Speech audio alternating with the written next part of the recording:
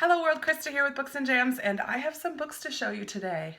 But before I get to the haul, I have done a little bit of an unhaul, and I filmed that the other day before my yard sale, so I'm going to put that clip in here first so you can see that I have room on my shelves to put these new ones. Hello world, Krista here with Books and Jams, and today I have a huge unhaul to do. I'm going to start with the pile of books that I have read or started but don't want to keep.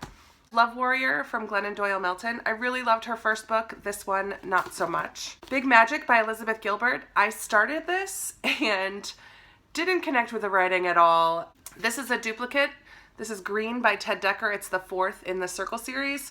I have this in paperback now, and this is a really tall hardcover, so it doesn't match the other ones anyway. So I just have another one. I don't need two of them. The Life-Changing Magic of Tidying Up by Marie Kondo. I thought this had some good ideas, but it's not one that I need to keep on my shelf. And I'm doing it right now. I'm getting rid of stuff. Lisa Genova's Love, Anthony. I buddy read this one with Jane Catherine on Books and really enjoyed the story, but I don't think that I'm going to read it again. I have this really old copy of The Hobbit by J.R.R. Tolkien, and I have a really pretty edition now, and this is a mass market paperback, so I don't need both of them. The Perks of Being a Wallflower. I didn't really love this book. Controversial alert coming up. Illuminae by Amy Kaufman and Jay Kristoff. It was okay, but I'm not going to read the next one, and I didn't really care for it too much. This was just a silly blind dates. I think I got this for $1 at a yard sale last summer, read it last summer, don't remember a thing about it, passing it on to someone else. Junebug by Chris Fabry. I really did enjoy this. It's a loose retelling of Les Mis. I read this when I did way back when my try chapter tag, but I'm not going to reread it. And the final one that I have that's a duplicate that I have read is An Ember in the Ashes by Sabaa Tahir. I found one at a library book sale, and I think someone sent me one in a giveaway. So I kept the giveaway one, passing this one on. All the rest of these I have not read, but I kind of am not as interested in these as I am in all the others, so I'm clearing out some space. Meg Cabot, size 14, is not fat either. The Wednesday Sisters by Meg Waite Clayton. Jane Hamilton, A Map of the World. The Elephant Keeper by Christopher Nicholson. Out of My Mind by Sharon M. Draper. Another controversial one here coming up. Hollow City by, oh my word, Ransom Riggs. I did talk to one of you about sending you this, and I'm not sending most of them to people, but if you're the one that I talked to about sending this, I will hold my word on that one, so let me know. The Book of Jonah by Joshua May Feldman. I've had this on my shelf for years. I don't even know what it's about, but it's time to pass it along. Cold Shot by Dan Petrie. The Marriage Plot by Jeffrey Eugenides. He also wrote Middlesex, which I know a lot of people really have read and like, but I don't know, I'm just not that interested in reading this. I have a duplicate of Firefly Lane by Kristen Hanna. I pick up her books anytime I see them, but I already picked this one up before. I was hoping to read this one, Caroline Kepnes.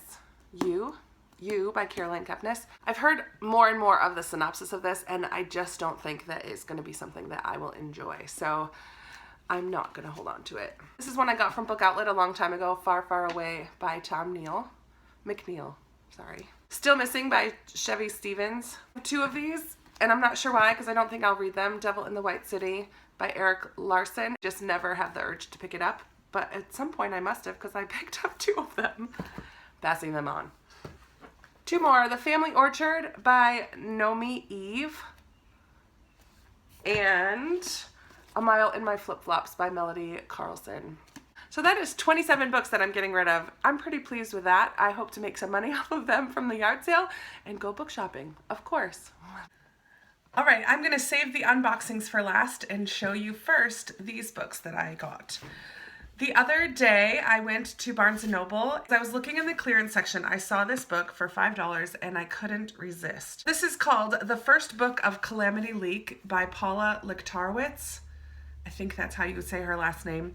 And this book, I have never heard of it before. The blurb on the front says, "It's wonderfully strange," so that piqued my interest.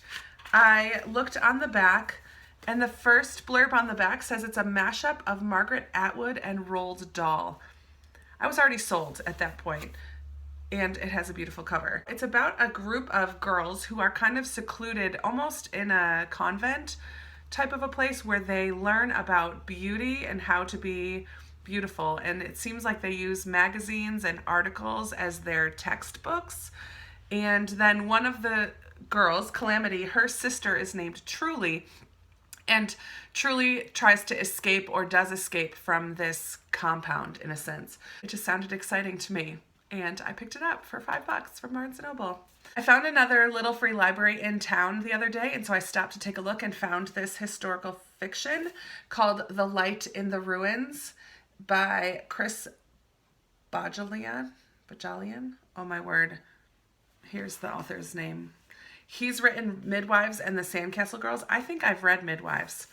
I like books about midwives, but this one is set at the very end of World War II, and it follows a family in Italy who thinks that they have escaped kind of the effects of the war in Europe and have kept themselves secluded, but then a German and an Italian, two men show up and they house them there, but then it looks like we jump ahead to 1955, 10 years later, and there has been some serial killing going on, and it looks like somebody is purposefully attacking this particular family. So it just sounds like a kind of a mystery set in that time period. So it looked good to me, and it was free from the library, little free library. So that's the next one I got. I picked up 3 books from that used bookstore, and the first of those is The Firebird by Susanna Kearsley. Now, I've not yet read anything by Susanna Kearsley, but I'm going to be reading The Rose Garden this month, and I saw that Bree Hill is going to be reading this one soon, so I have a feeling in my gut that I'm going to love Susanna Kearsley. I picked up a book by Jodi Picoult and Samantha Van Leer called Between the Lines. This is I believe it's a YA, and I don't know anything about it. The third book that I picked up from that bookstore is called Unwritten by Charles Martin. I read Long Way Gone by Charles Martin in December, and I really enjoyed his writing and that book, so I'm looking forward to reading this one. All right, now let's get into some boxes. The first box that I'm going to open up is from Book of the Month Club, and I did get some extras this month. I'm sure that you're aware, but just in case, Book of the Month is a subscription box where you get to choose the books that you order. So there are 5 judges who pick out a book each month, and you can decide between those 5 books which one you'd like to receive, which I really love because then you have a say. And I also love, one of my favorite things is that if you don't like any of those 5 or none of them really stand out to you, you can skip a month and your subscription will be extended a month on the other end. So the last couple months I've been skipping, but this month I did grab one of the 5, but also they had a section called Other Favorites, and I did choose 2 from that section.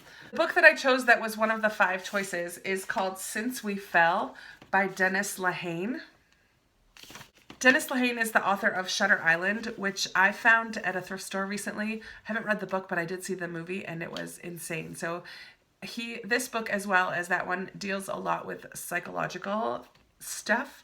But it is about a journalist who had a mental breakdown and kind of has isolated herself with her husband and feels like she's living kind of an idyllic type of life at the moment, but then something happens to threaten the life that she's built and her marriage and her sanity even. So just sounded interesting to me. The first extra book that I picked up is The Secret History by Donna Tartt, and this has been all over BookTube in the last year, I guess, or so. And this is set in a college setting where a professor in one of his classes kind of develops almost like a society, and they dip into questionable morality and even evil. I'm not sure when I'm going to actually get to this. It is quite a chunker, but enough people have described it that it sounds like something that I might be interested in, so I grabbed it. The second extra book that I picked up is called And We're Off by Dana Schwartz. This is about a girl named Nora who's 17 years old, and her grandfather offers to send her on a summer trip to Europe, kind of a road trip around Europe. And the catch is that every place she visits, she has to create a piece of art and send it to him. But all of her expenses will be covered by him. And her mom is not too thrilled about this. I don't think her mom's too thrilled about her being an artist to begin with. wants her to do a more traditional summer job or whatever, but this just sounds like it'll be a fun, sweet summer read about finding yourself, kind of a coming of age type of book, and exploring Europe, which will make me want to travel, I'm sure.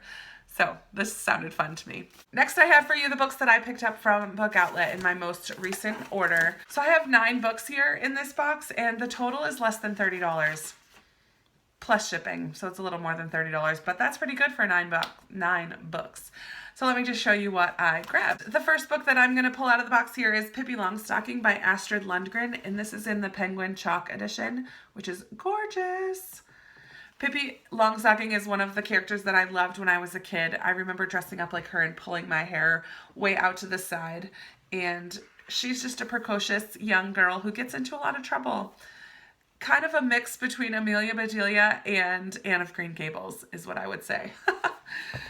Then I grabbed the Penguin Classics edition of Aesop's Fables. These are super short. Most of them are just 1 page, but there's some illustrations mixed in as well. Oop. So I'm glad to own that now. I grabbed another Penguin Classics, and this is Pygmalion by Bernard Shaw. And I love My Fair Lady, the movie. I've never read the play that it comes from. So the next book is The Secrets of Lizzie Borden by Brandy Purdy. And Lizzie Borden is accused of killing someone, and it happened in Fall River, Massachusetts, which is just not too far from me. So I've heard of the story of Lizzie Borden, but I'm excited to kind of read the mystery of it in book format. The next one that I picked up is a historical fiction called The Housemaid's Daughter by Barbara Much. And this is set in South Africa in the early 1900s about 2 girls who become friends. So Kathleen moves from Ireland to South Africa, where she knows that her life is going to forever be changed. And Ada has been raised to be a servant in a sense, and becomes Kathleen's servant. And very popular on BookTube is this next one, and it's V.E. Schwab's A Darker Shade of Magic in her Shades of Magic trilogy. I picked up the second book from Book Outlet a couple months ago, but I didn't have the first one, and so now I do. And now I can maybe jump on the V.E. Schwab train. I have here The Girl on the Cliff by Lucinda Riley. This is my second Lucinda Riley book, but I have not yet read anything by her. I also own The Orchid House. And I believe she is also a historical fiction author that I feel like I'm going to really like once I read her stuff. So this one is set in Ireland. This girl moves from New York to Ireland, meets another girl out on the cliffs during a storm who her mother warns her about. Then she finds some letters that are set in 1914. So there's an air of mystery about this. It has like a dark kind of feel to it, mystery vibe. The mysterious girl, the family that has a bad reputation or something along those lines. Sounds good to me. The last 2 I don't really know very much about. The first one is The Art of Picking Up Girls and Other Dangerous Things by Eric Walters. I believe this is a YA contemporary about a boy who has a hard time getting a date and gets lessons from his basketball playing friend, but then meets a girl who challenges everything that he has learned from his friend. Looks like it'll be a silly, light, fluffy, probably cheesy, but we'll see. And the final book in this haul is The Boundless by Kenneth Oppel, and this is a middle grade book about a mystery that happens on a train. I think a murder happens on a train.